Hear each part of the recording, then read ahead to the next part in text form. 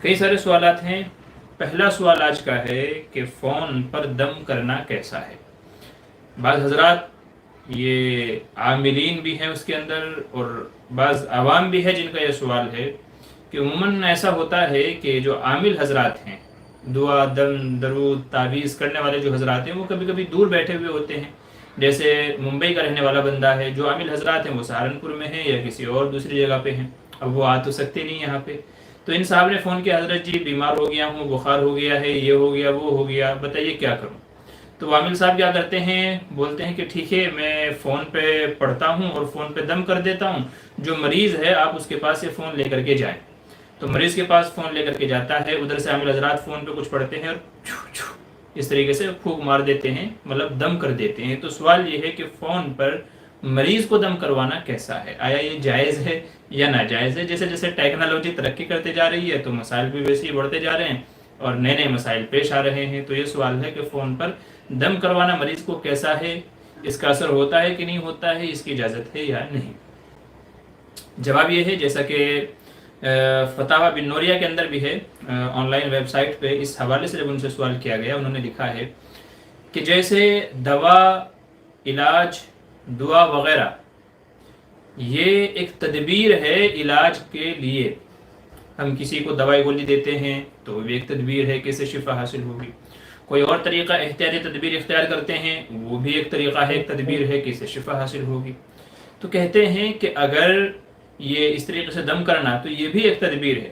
تو اگر تجربے سے یہ بات ثابت ہو جائے کہ فون پر اس طریقے سے دم کرنے سے بھی مریض کو شفا حاصل ہو جاتی ہے، اگر تجربے سے ثابت ہو جائے، اس کا مؤثر ہونا، نفع مند ہونا ثابت ہو جائے کہ بھئی بہت سارے مریضوں کو دم کیا گیا، ان کو یہ مسئلہ پیش آیا تو ان کو دم کیا گیا تو ان کو شفا ہو گئی. تو اگر تجربے سے بات ثابت ہو جائے، نمبر ایک.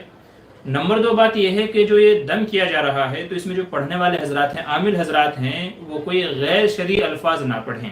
غیر شرعی رقیہ نہ ہو، غیر شرعی دم نہ ہوں، بلکہ قرآن کریم کے الفاظ ہوں شفا والے، یا حدیث مبارکہ میں جو الفاظ فرمائے گئے شفا والے وہ الفاظ ہوں. تو قرآن و حدیث میں وارد شدہ جو شفا والے الفاظ ہیں تو اگر ان کو دم کریں، یعنی مؤثر ہونا ثابت ہو جائے،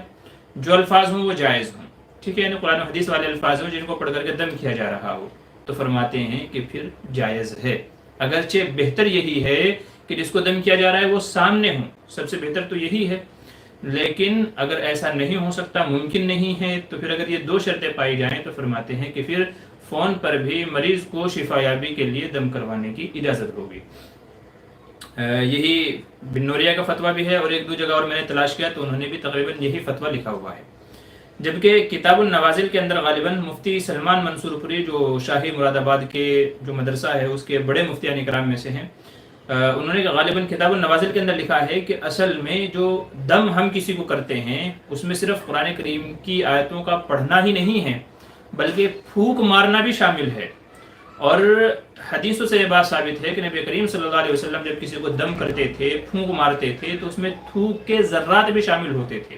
چونکہ بندے نے زبان سے قرآن کریم کی آیتیں پڑھی ہیں، الفاظ پڑھے ہیں، تو تاکہ جب وہ پھونک مارے تو زبان کے وہ تھوک کے ذرات بھی پھونک کے ساتھ میں شامل ہو کر کے سامنے جو مریض ہے اس کے اوپر پڑیں، گریں اور اس سے شفا حاصل ہو. تو فرماتے ہیں کہ دم کرنے کے اندر، پھونک مارنے کے اندر صرف قرآن کریم کی آیتوں کا پڑھنا ہی اصل نہیں ہے بلکہ پھونک مارنا، اور پھونک میں بھی تھوک کے ذرات کو شامل کر کے یہ اصل ہے. اور یہ جب ہی حاصل ہو سکتا ہے جبکہ بندہ سامنے ہو، فون پر یہ چیز حاصل نہیں ہو سکتی ہے. تو مفتی سلمان منصور پوری کا نقطہ نظر یہ ہے،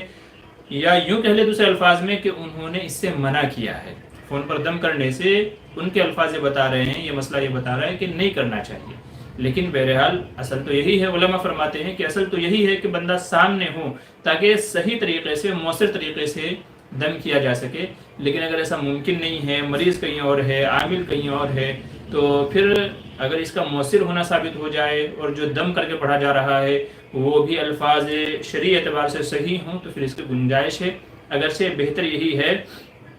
کہ جو الفاظ پڑھ کر کے دم کرنا چاہ رہے ہیں تو وہ مریض کو بتا دیں، یا مریض کے جو ساتھ میں ہے اس کو بتا دیا جائے کہ جی ایسا ہے، یہ الفاظ ہیں، سورہ فاتحہ ہے، آیت الکرسی ہے، قل اعوذ برب الفلق، قل اعوذ برب الناس ہے، اور جو دوسرے شفا والی آیتیں ہیں جو پڑھ کے بندہ دم کرنا چاہ رہا ہے تو وہ بتا دے بھائی یہ آیتیں پڑھ کر کے یا تو مریض خود اپنے پر دم کر لے یا تو آپ پڑھ کر کے اس کے اوپر دم کر دیں. یہ سب سے بہتر طریقہ ہے. ٹھیک ہے، تو سب سے بہتر تو یہی ہے، عامل حضرات کو بھی یہی چاہیے کہ طریقہ بتا دیں، لیکن اگر وہ نہیں بتانا چاہ رہے، بہت سارے حضرات ہوتے ہیں بھئی یہ ہمارا کیا ہے، میجک ٹرک ہے، یہ کیا کہتے ہیں راز ہے، تو اگر یہ راز بتا دیں گے تو پھر وہ تھوڑا ہی ہم سے جھڑوائیں گے، پھر وہ تھوڑا ہی دم کروائیں گے، تو بہت سارے لوگ نہیں بتانا چاہتے، تو فرماتے ہیں بہتر تو یہی ہے کہ مریض سامنے ہو، لیکن اگر شفا یابی ہونا مؤثر ہو جائے، ثابت ہو جائے کہ ہاں اس طریقے سے بھی شفا ملتی ہے، تو پھر اس کی بھی گنجائش ہے۔ یہ تھا آج کا پہلا سوال کہ فون پر دم کرنا کیسا ہے۔